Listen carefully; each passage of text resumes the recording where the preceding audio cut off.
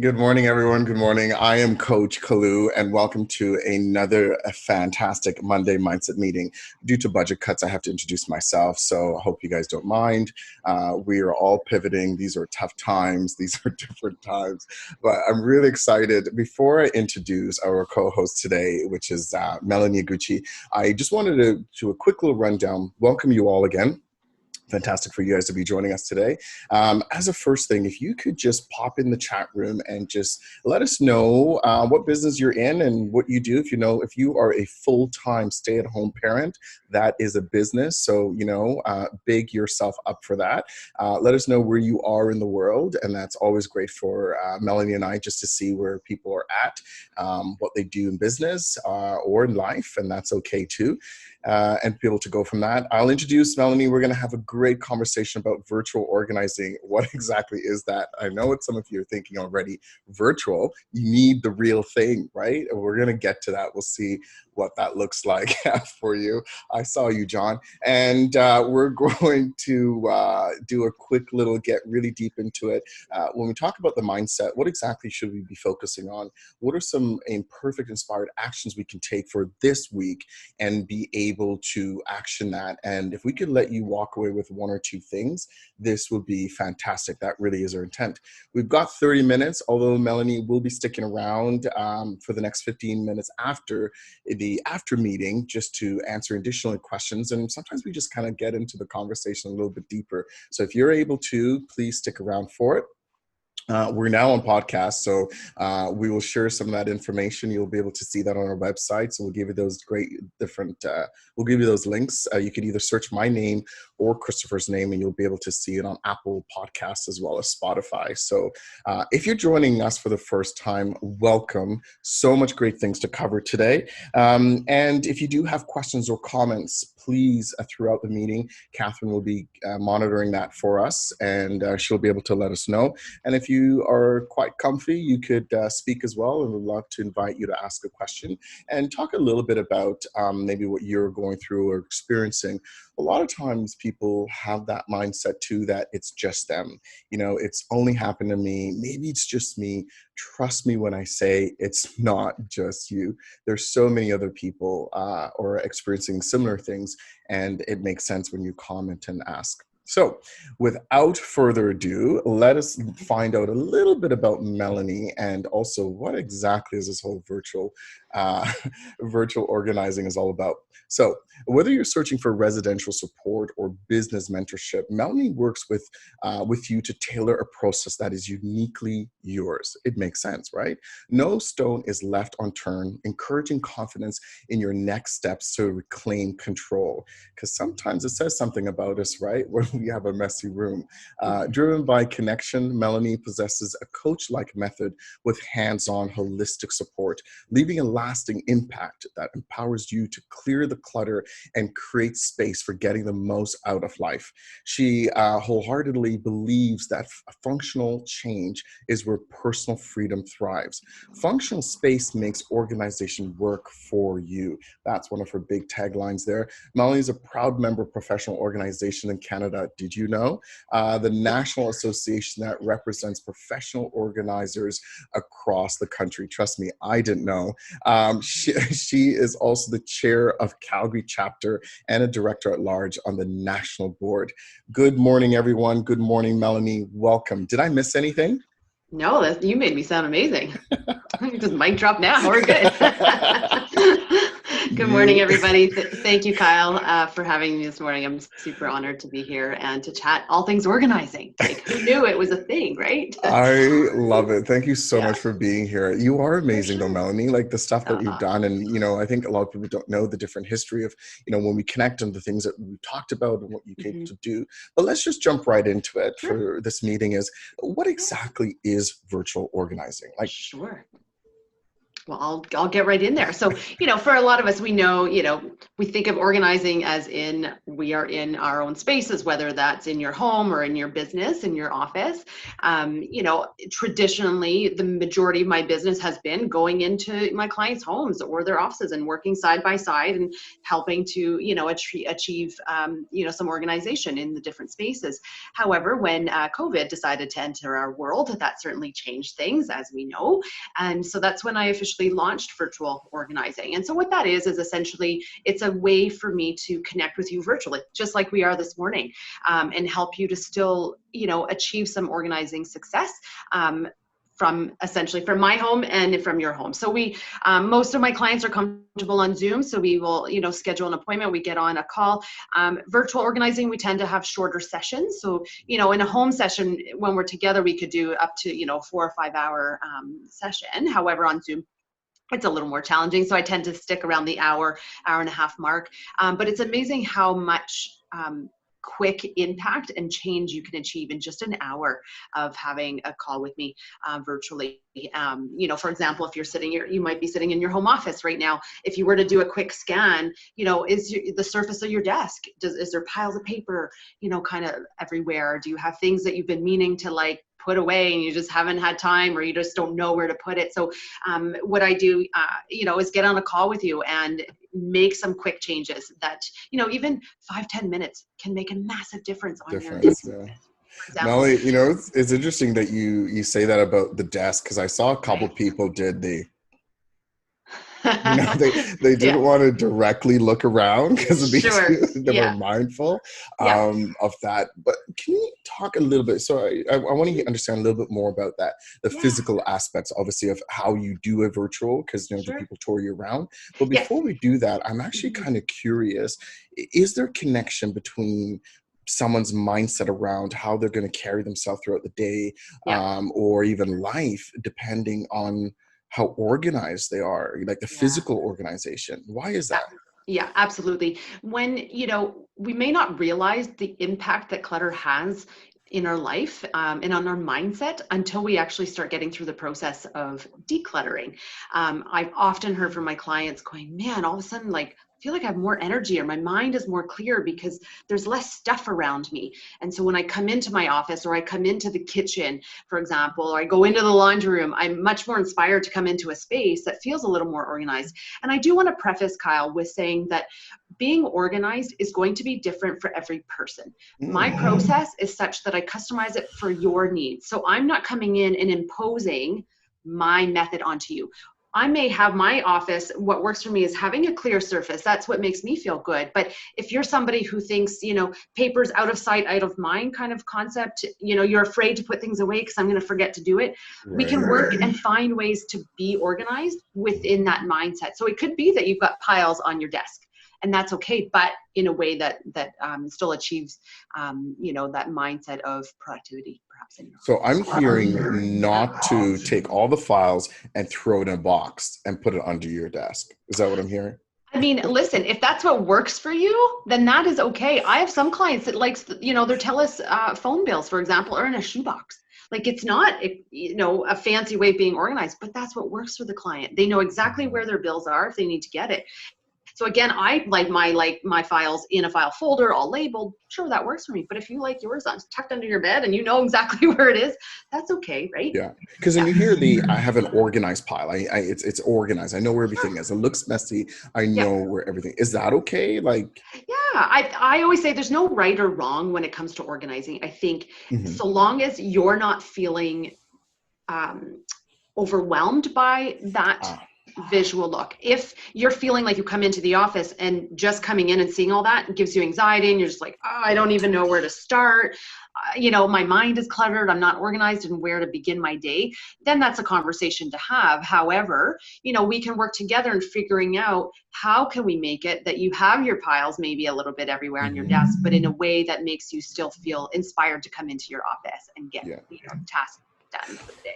Does I that love help? that, Melanie, because that's really the key. And we've been saying this historically or throughout these mindset meetings is if it's causing you pain or discomfort or anxiousness or a feeling that you do not desire, put simply, whatever you want to label it, whatever you want to call it, if it inspires something that does not sit well with you. So if you are walking into that space or you avoid a room, right? That's the other thing. You're avoiding a room because this is the storage room. This is the other room. This is the miscellaneous room, right?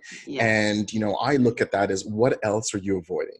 Or what else is happening? And maybe there isn't anything. Like, I'm not saying let's you know, pull something that may not be there. But if you get into that moment where you're like, there's things I'm avoiding a person, I'm avoiding a room, I'm avoiding anything like that, then it makes sense to step back. So Melanie, can you tell us who's the ideal person that comes to you? Like, what does that look like? Just so we can say, is that me, is not me, and how have you helped? Yeah. And so that's a great question, actually, because it's important that that you be ready for making long-lasting change. And so that's something that I actually talk a lot about during a consultation or over email back and forth is, you know, if this isn't the right time, that's okay. But I want you to really be prepared and willing to make a long-lasting change. I am the type of professional organizer who really wants to make a difference in your overall life. So, you know, we talk about what's your goal, or what do you ultimately want to achieve by being more organized? Is it that I want my house to be perfect? It's not about perfection for me, right? It's about making changes that work for you. I want to set up processes or systems that are easy to maintain. So if you're looking for something like that, where, you know, you're just kind of realizing, you know what, God, I've been avoiding that dumping room, I call them, or I've been avoiding getting into my piles of paper in my office, or whatever the case may be. If you're starting to feel like, man, I think it's time, I want to like start making a change. And then you'll start realizing the impact that just every time you walk by that room, knowing that that's the dumping room, it plays on our mind, right? So wouldn't it be great to, you know, maybe live a little bit more of a simpler life? And by having organizing systems that are easy to maintain, it allows for freedom in your life to do other things that you love, whether that's being outside. I mean, we live in such a great city, or, you know, maybe you play the piano or whatever the case may be. You just want to hang with your kids. Like, you know, it really is freeing to be more organized. And I want to break a myth that, one, it's not complicated to become organized, and two, professional organizers are not coming here to tell you that you have to get rid of all your stuff. And that's a big one, because I think people think, oh, if I hire this professional, she's going to tell me to, you know, I got to get rid of everything. It's not about that. It's keeping what you really love most in life. So keeping in mind what's your ultimate goal, and when we're going through the decluttering process, thinking of, if I keep this item, is this helping me achieve my goal ultimately? I love that. So what are some imperfect inspired actions that people can take just this week? If, you know, because sometimes I think when you think about a space and you're like, oh my God, where to begin? And you hear that quite often, right? Where do I even begin? And so do I start with a bedroom? Do I start with a kitchen? Do I start with the living room? Like, if someone can say, you know, one or two or three things that they can do this week based on your expertise, Melanie, what would you say to them? So first thing, pick a small achievable space, because doesn't it make us feel good when we achieve something? How great is that? So when I say small, it is the top drawer of your office desk. Brilliant. Take 5 minutes, and without taking anything, without dumping the drawer out, literally open the drawer, do a quick peruse. Is there recycling I can chuck out of here? Is there things that just don't belong? Like, you know, this is your office desk, so maybe you've got like photos of your kids that really just need to go in a photo album. They don't belong in that desk. Take it out. Really think about, okay, if I could simplify this one day desk drawer, take 5 minutes and do a quick little sort. I always say start with a small space that you can achieve quickly. On a maintenance sort of mindset, take 5 minutes at the end of your workday, for example, 5-10 minutes, depending on, you know, how much time you have. But even if you take 5 minutes and you take clear your desk surface. So, getting rid of, maybe you've got sticky notes from meetings that you've had throughout the day, kind of quickly look through them. Do I need to take any action on them? If I don't, recycle them right away, or shred them if you can. Again, maybe you've brought, your coffee mugs and your plates from, you had a snack during a meeting, whatever. Like, take 5 minutes and clear that away, so that the next day when you come into your office, doesn't it feel nice to come in and it's already like it's ready to go, and it's much more inspiring to come in. Same thing in your kitchen. Take 5-10 minutes at the end of the day before you go to bed to kind of like clear the kitchen counter, so that when you wake up in the morning, you go to have your coffee, it's like nice and full in there, right? Rather than yeah. Sort of interrupt you there, Melanie. I love a clean countertop. Right. Like, countertop and a sink is just my two best friends, where I just I can't start preparing anything. I can't do anything if it's not clean, and the surface needs to be clean. But again, just starting with something really simple like that, I think, is a big thing. Now, I have a couple additional comments, and I'm curious of what folks who are on here today. I'm curious. Bring on the questions. Right. What is getting you guys stuck? What is getting in your way? So when you think of clutter, or do you have a space? I'm going to ask you a lot of questions here, so you just choose which one you want to answer, everyone. So it's like, what is getting in your way when you think about clutter? Like, if there's one thing you can do differently, what would that be? And maybe either Melanie or myself can help you a little bit through that, because although we're talking about decluttering, Melanie, as a coach as well, understands it goes a little bit deeper than that, right? So we want to be able to help you with that. And could you make a commitment today to say, I'm going to start here? What would that look like, right? I like Yvonne's comment already, where it says, we have an area of inventory storage at work that we all avoid. I will not wake up to dirty dishes or kitchens. Yeah, that for me was dishes. That was my mom's thing. Like, whatever at night, someone better do those dishes. And that was back in the day, folks, that we had a machine that you put things in, and you just, so someone had to do the dishes. And here's an interesting story with that dishes is, as any kid, we just think, oh, we'll just do it half-assed. And then she will just say, I'll never do that. Do you know what my mother did? She's like, you're going to stand there and you're going to do those dishes until you do them properly. So at some point, the mindset was, I might as well just do it right the first time and just get it done instead of doing it again and again. So let's just wait for some of these comments that kind of comes in to find out what's going on. There's a guy, I don't know if I mentioned it to you or Christopher did, Melanie, Peter Walsh, I believe was his name. He was this organizer. And one thing I loved about when we saw him in Calgary, one of the things he said is, before you go into any space, before you start, be clear with what is your intention for that space. So if you're looking at your bedroom's supposed to be this oasis, or it's supposed to be sleep, then it's about making sure you create that environment. Right. So I remember one person's like, oh, my bedroom's supposed to be myself and my husband, and we're going to be there together, and that's all it is. No toys, no kids, no da-da. And then she wanted to bring something else in the room, and he goes, no. You said the intention of that space was just for both of you. So the kids' toys can't go in there. The kids' room can't be in there. And I thought that was brilliant, right? And that's so key. That's you're bang on with that. Peter Walsh is on point with that mindset, right? I mean, again, that's why I bring up the whole conversation around goals, or what's your vision for your home or your life, like what so. As we're going through those spaces, we always come back, especially when a client, inevitably you'll find, whether it's memorabilia, there's going to be items that, you might be a little more emotionally attached to for whatever reason. Right. Keep in mind, okay, if I keep this item, is this helping me achieve what I ultimately want in my space, in my home, right? Yeah. Christopher did that, I think many moons ago. He had a lot of keepsakes, and he said to himself, there's this one container that I'm going to keep all the keepsakes in. If it doesn't fit, I need to get rid of it, because at some point he realized, I don't need 15 stuffed animals. Oh my goodness, don't tell him I told anyone that. I don't need all those stuffed animals, right? So he just he's not here, right, Catherine? Okay. We don't need all that stuff in there. But I thought it was a pretty good idea, because it says, hey, I could keep some stuff, but I don't need drawers and drawers and drawers of it, because it's not even productive. Okay, Melanie, there's quite a few comments coming in here. So let's just jump into a few of them, if that's okay. Yeah. I like what Karen has said as well about email clutter. And, I have a CRM that I haven't started putting clients' info in. Okay, I could talk a lot about that, Karen. So that's another story. But But let's talk about that email clutter. I mean, that's clutter too, isn't it?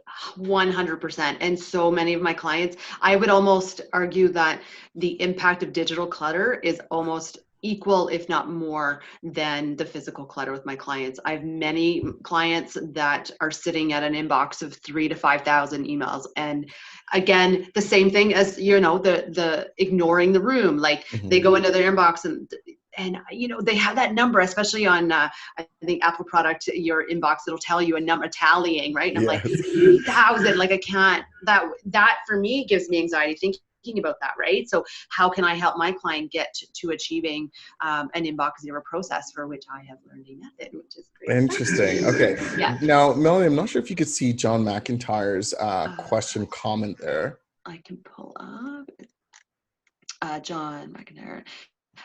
Is it given the number of priority Perfect, balls that we juggle every day, every week, every month, physical decluttering, typical slide down the priority list. How do we change that? Thank you for the question, John. That's an excellent question. And I think it's really assessing. If we really wanted to, we could say literally everything that we come across is a priority, right? So it's kind of taking a step back and reassessing, what does priority look like for you? What's actually important? And perhaps giving yourself permission to let go of things that may not be as important. When we're in a work setting, that's a little bit different, because you will be, perhaps given some tasks that have a priority in terms of timeline, deadline, etc. But overall, I think reassessing what priority means to you, and when those action items come your way, taking a moment to pause. I find one thing that has worked quite well is when something comes onto your plate, especially if we're in a face-to-face conversation, someone's like, hey, can you take on this project? The immediate reaction might be, yeah, sure, no problem, right? Because we kind of get caught in that moment. What the mindset shift that I encourage is kind of taking pause, and in that moment saying, that's a great idea. I would love to learn more about it. Can I get more information? Give me 24 hours and I'll give it some thought and I'll get back to you. And that just gives you that opportunity to, one, you're responding professionally and respectfully, and also it's buying you the time to then take that pause and go back to, okay, is this in line with what I'm wanting to achieve? Is this really a priority right now? Do I even have time for this? I have a client right now, I'm working with it. He was just offered an opportunity to be a director for a fellowship committee, and he's jazzed about it. But then, through conversation, I said, you've got a lot on your plate right now, and you're struggling to even maintain what you already have. So is this the right time to take this on? It's not a question of whether or not he can do the task. Sure, he'd be a great director, but will you do it effectively given everything that's on your plate? So John, I don't know if that answers your question there, but feel free to follow up in the chat there. And sort of reassessing priorities. If I could add to that, Melanie, I think what happens as well, and I think that will touch on Les's comment here as well. I think, it's important when it comes to time and priority and task and things, we need to triage it, right? If you think about urgent care, it's not first come, first serve, right? And so you have to say, okay, what requires my attention right now, what I can do later on. Correct. But the idea is triage. It's not to not look at it. It's not to not do it. It's about everything has to, what you were saying is, what is this priority right now? Let me look and scratch and sniff it. And then I may have to do that. Les's comment was, on around, used to be able to flag everything and, okay, this requires follow-up, this requires follow-up, and filing. And sometimes that could be a full-time job, just filing and moving things around. But I think when we triage it and really say, okay, what requires my attention now? And what requires my attention later? The things that requires my attention later, I could reprioritize, right? And so if you think of it from that perspective, folks, I think that will also help. And the other thing is plan for it. If you don't plan to organize, is it going to get done? No, exactly. It's not going to get done. Yeah. And so, sorry, I just remember that part of the question for John about, how do you prioritize organizing? So, like I said in the beginning, it's about, in terms of organizing, it needs to be the right time. So if you look at your list of all the priorities you've got going on, does getting organized meet that requirement of priority right now? The answer may be no. It could be that, like, I would like to be more organized, but maybe that's something for September, because right now I simply just don't have, you need to be in the right mindset to be prepared to get into that organizing mode. So hopefully that answered your question, John. And it's not just spring. Spring cleaning can happen in the summer. It can happen in the winter. You can wear winter your white cleanings. pants in February so you can get organized. Okay, Melanie, I think I draw the line on the white pants. I think I may draw it there. But one other thing I want to share with you guys as you think about the mindset is about making sure if you are cluttered in your mind, you can't actually focus on anything else. So it's about stepping back and seeing, okay, what do I need to do? What is my priorities, like what Melanie was saying? And again, start with an easy win. It's another way of saying it. That dopamine you're going to get from feeling, oh my God, at least I got one draw done is going to be helpful, because we do need that momentum and to be able to build on that. You know, the metaphor of just decluttering our own space was what's happening to us in our mindset. You know, are we at the right mindset to take on a new project or challenge or getting some of those things? I know Linda mentioned too about getting additional storage. Sometimes it's helpful to get additional storage. Sometimes you want to really clear out the storage you do have. I will share one other point that I remember when I was at the Peter Walsh thing that came up as well, is a lot of us keep these magazines because it was a good magazine. I love this recipe in the magazine. Catherine, I'm not speaking about you, but if it applies, okay? And so we keep all these magazines. And one other thing, which I thought was just mind-blowing, he's like, just rip out the page. If you want 1 or 2 page of the magazine, you don't need the entire magazine, right? It's just rip out the page, which is what I love about like music today, is I don't need to get the entire album. I could just get the song I want. So if you think about the papers, the magazine, the stacks of things that you're adding, right? You want to just be able to rip that out. Yeah. Makes sense. Any final thoughts, Melanie? Thank you so much. I mean, Melanie's information is there as well for everyone to be able to see. Melanie is going to stick around for a bit. So please, if you have additional comments and we'll be able to unpack those, would be great. So you could be able to reach her, offer her stuff there as well. But speaking of offer, Melanie, word on the street is you want to surprise these guys with a nice little treat. Yes. Well, I would just like to take a quick minute to recap how virtual organizing works. So if after today's session, you're jazzed, you're excited, the best way to reach me is via email. And that's how we start the process. So we start the dialogue around, you know, which space are you needing assistance with, what your vision goal is, perhaps what you're struggling with, you know, what has been a big struggle for you from an organizing standpoint. That's a big piece. And then I will, you know, ask you to send me some photos of the space that we're looking to get more organized. So that helps me create a plan of action. And then once we've kind of got that going, then we set up a virtual session together and get going, which is awesome. So yes, as Kyle mentioned, I have a couple of specials for everybody here. So one, thank you all for coming today. I very much appreciate it. So offer number 1, for all of you that are attending, I'm offering a 1-hour free virtual organizing session. And so to claim that, just send me an email and let me know that you joined in on the call today, and I would be happy to assist you in some virtual organizing, get the process started. In addition to that, Melanie, sorry, before that, only because we also have some listeners on the podcast as well as YouTube. So can I challenge you to extend that for those people who may not have been here today, but they are listening, and then they just need to mention that they listened. Correct. And then you're okay with that? Yeah, I'm totally cool with that. Perfect. You're welcome, people. You're welcome. Yeah. I'm offering the free 1 hour until August the 15th. Okay. So we've got about a month or so. So do reach out. That's the Thank you for that deadline. Yeah, absolutely. Anybody, I'm happy to help out. And then in addition to that, I would encourage you to check out my website. There is a free downloadable e-guide, and there's 5 specific spaces that I give you tips on how to organize 5 specific spaces. So that might be one of your challenges for this week. Hey, I want to learn how to organize my office or my pantry. These are some of the spaces that are in the downloadable e-guide. So feel free to check that out. At any point, if any of you have any questions, reach out. I'm happy to chat all things organizing anytime. I know. And that's the true story. Oh yeah, I could chat all day long about organizing. So on that note, you know, I just want to end with, you know, the biggest benefit from becoming more organized is essentially it's allowing you the time to enjoy what you love most in life. So if that is I really love that. I mean, and folks, it's really a simple step. You know, Melanie, thank you so much. I know there's so much we could unpack, and we just really want to be able to give one or two things.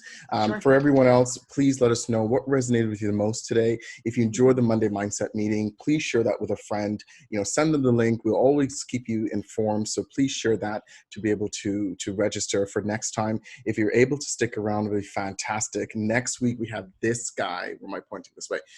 This guy coming up, Richie Magnault, and he's really going to be getting into how to hit that reset.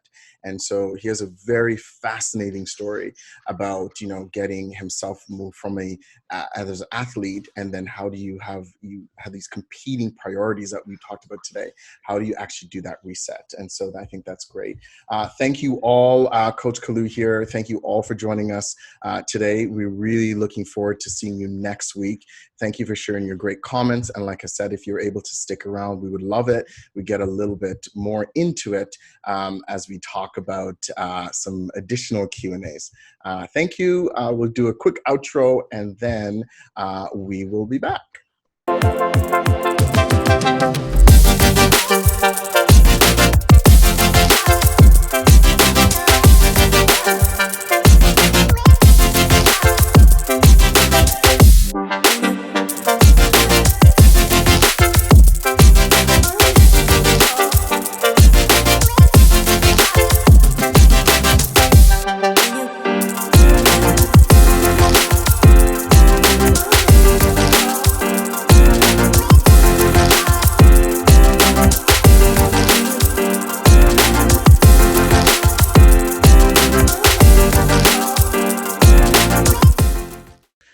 Melanie, thank you so much for that. That was so awesome. One of the things I wanted to mention as well to folks is that if you really want to master this art of organizing, you should also teach and help other people organize, meaning this is a way of, you know, organizing some other people's space. Because when Christopher starts organizing, anyone and everyone in reaching distance gets organized.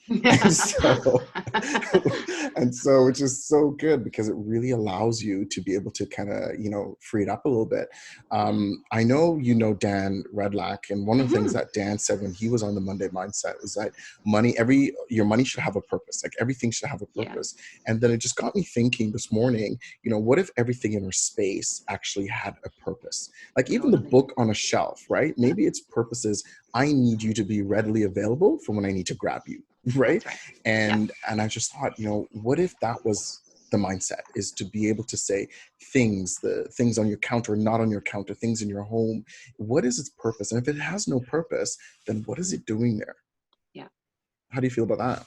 Yeah, no, it's totally true. I mean, I think that's in line with, again, setting what your vision, your goal is, right? And having the items that you decide to keep are in line with that, and really, you know, make them have like, you know, it's interesting, the process. I'm not one to push with my clients. So if they're not ready to let go of something right now, there's a reason for that. And, you know, we don't have, you know, I had a client that had 50 gift bags, and she felt like it was super important that she had to keep those 50 gift bags. In my mind, I think maybe, you know, would 10 be enough? I don't know. But she wasn't ready. And then it wasn't until a few months later that, you know, we got into the process. She started understanding the mindset. She was starting to have the mindset shift. And we went back one day, and she's like, why did I keep 50 gift bags? She's like, really? I only need 10. And I don't even give gifts that much, because she's more now, her whole mindset has shifted in that she'd rather give gifts of experiences. So then realized, oh, well, I guess I don't really need gift bags, because I don't give them out. I love that. So, I love that. Yeah. Yvonne had a comment and a question as well. Yvonne, are you okay to come off mute and just tell us a little bit about your question, your comment? Because I think that really impacts a lot of people, right?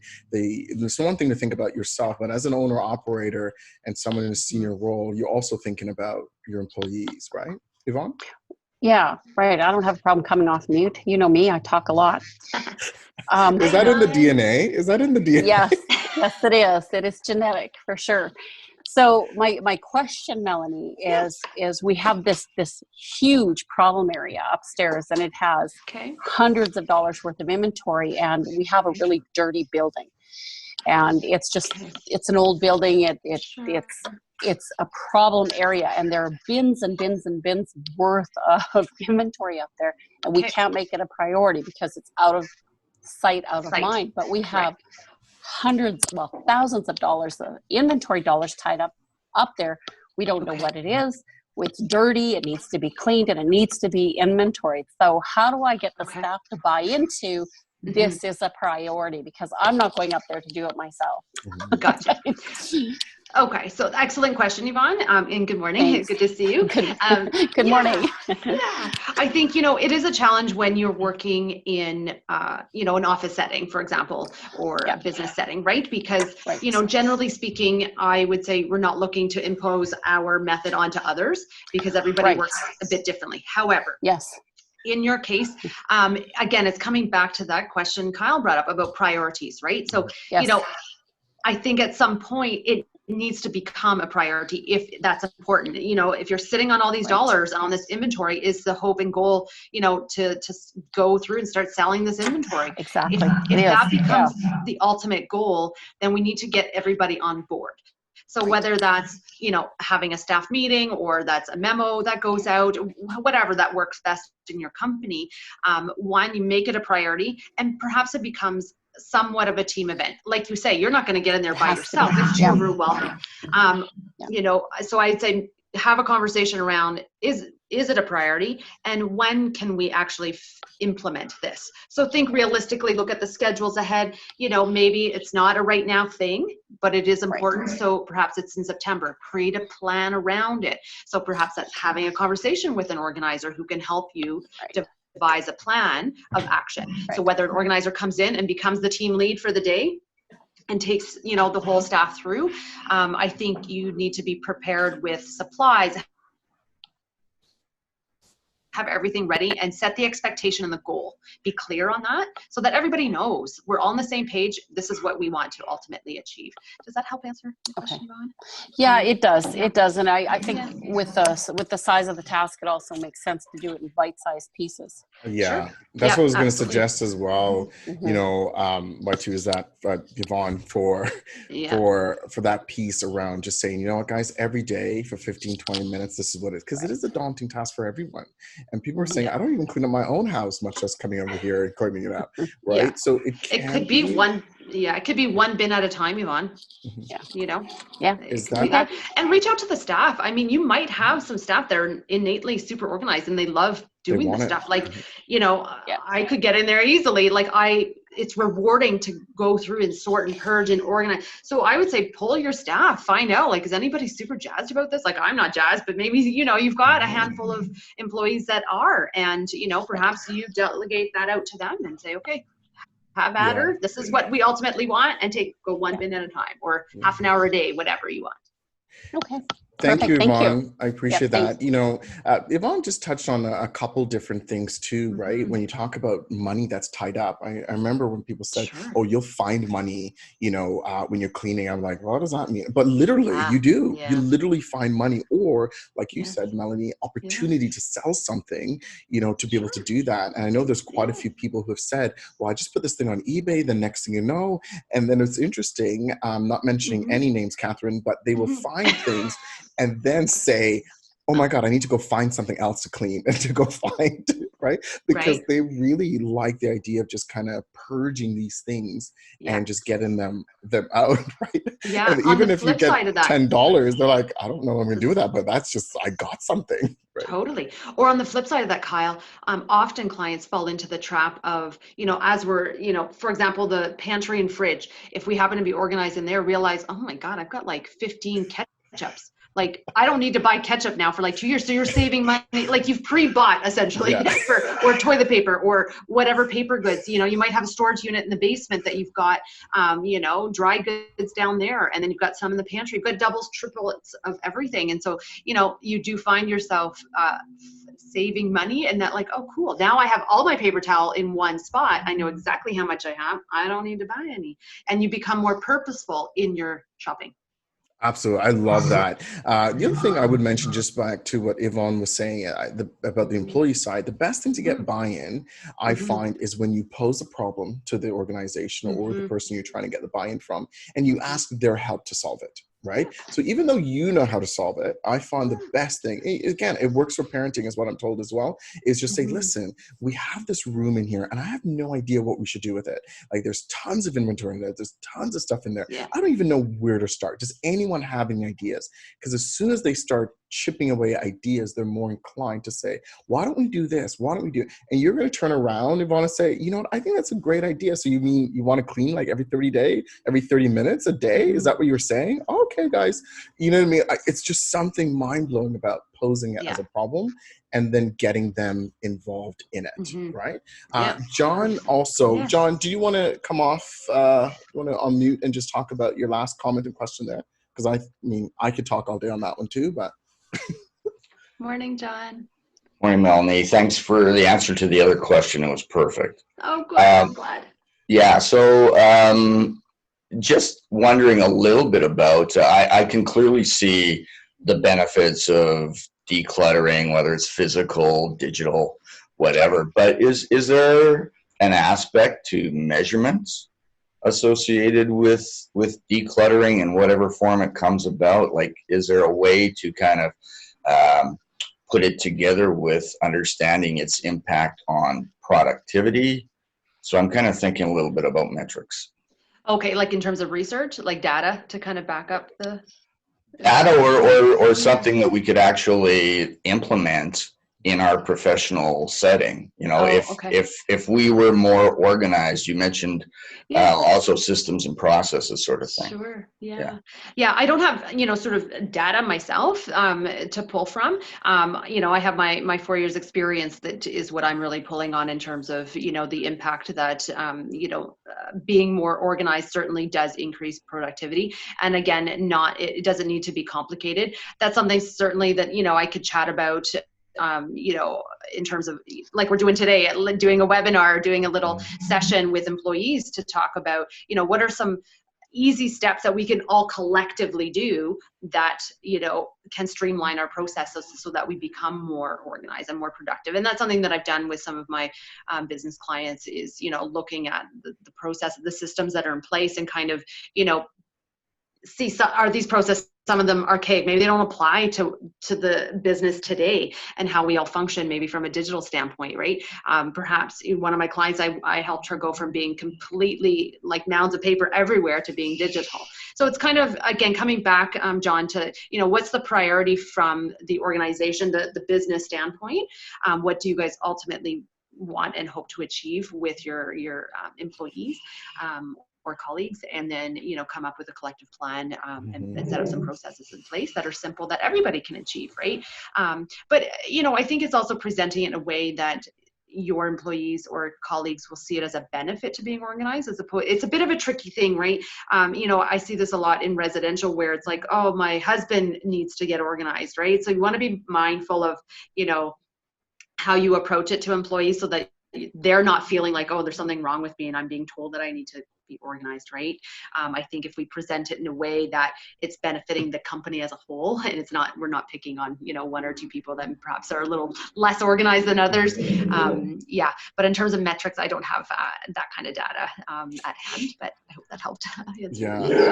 If I could add to what Melanie said as well, John, I understand what you're saying about the data, and I think you kind of have to look at best practices and observe what the current state is currently on your team. And if you find that they're spending time looking for things, wondering where things, that's just all time is being wasted, right? And so you may have to say, guys, I see a lot of this right now. I think you go to a certain spot and it's not there, right? Think about their own, and you may have to say that to them. Think about your own experience, opening up that cutlery drawer and realize there's no cutlery. Opening up that other thing and then, okay, I thought I had ketchup. Where is it? I thought, right? And so it's all this time is being wasted that's not efficient. And so the metrics I would say is going to a system that allows for more efficiency. And if you take a look at organizations that do very well, I mean, I think it was early this year, I had to go to emergency department and literally on the wall, they have a sign that says small gloves here, medium gloves here. It's just to ensure that all those things are there. And you will notice the productivity increase because people will know where it is. They know what to look for. Yeah. Especially in your industry, if you are selling a product or you need product knowledge and you don't have it, right, that is really going to take things away. So I would say the proof is in the pudding once you've gone to an organized system to see the productivity. Does that make sense? But yes, I mean, I know there are tons of stats out there already by just saying if you are organized, your productivity will go up X amount of percentage. I don't know that exact number, but I think if you say to someone, if someone was trying to find time, right, they're like, oh my God, today I didn't get a lot of things done, or I was just so busy and just find out what they were spending time doing. And if you hear things like, well, I was looking for things half the time, I was trying to organize these things and these things go, right? And that's always a frustration. Like if I had to go clean the kitchen before I start in the kitchen, again, losing time and productivity, right? So I would look at it from that perspective, John. I'm not sure if that's helpful for you. I think it's just, okay, thank you. John just gave a thumbs up. And that's kind of what we're wondering, is to be able to come back and look at what's happening. And like we said earlier in closing, if it's causing you frustration or you feel an annoyance or there's an avoidance or something is happening, then you need to be able to look at what is the mindset? How do I get really clear with that mindset? What is it I'm trying to accomplish? What is the things that I really want? What's my intention for either the space or myself? And what are some imperfect inspired actions I could go ahead and take with that? Any final words, Melanie, before we wrap up? We definitely have to bring you back, Catherine. So we definitely have to bring Melanie back just to unpack a few more things. Any final words, Melanie, before we wrap up here?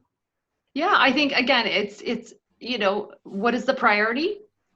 Make a plan of action. How can we get there? Is it right now the time for making change from an organizing standpoint? If not, set the right time, create a plan and execute. Keep it simple. You know, if you walk into a room or in your office or the company, and like Yvonne said, it's this giant room and everybody's overwhelmed and I can't, like, break it down, make it simple. Start with one stack of paper, start with one bin. You know, and I always say some progress is better than no progress. So like, you know, you cleared out one box is a win at the end of the day, right? And celebrate those wins. Like, take time. Maybe you even reward yourself. So, you know, from employee standpoint, for you, Yvonne and John, with colleagues, you know, perhaps you say, hey, you guys, we've got this big, you know, project we want to achieve. We want to achieve more organizing success, increase productivity. You know, let's create a reward around that. Like, when we're all done this and we're doing great and we reached our deadline, you know, let's go out for a dinner, or we go to the spa, we get massages, like whatever. It could be that we'd go on a group walk. It doesn't have to cost money. Right.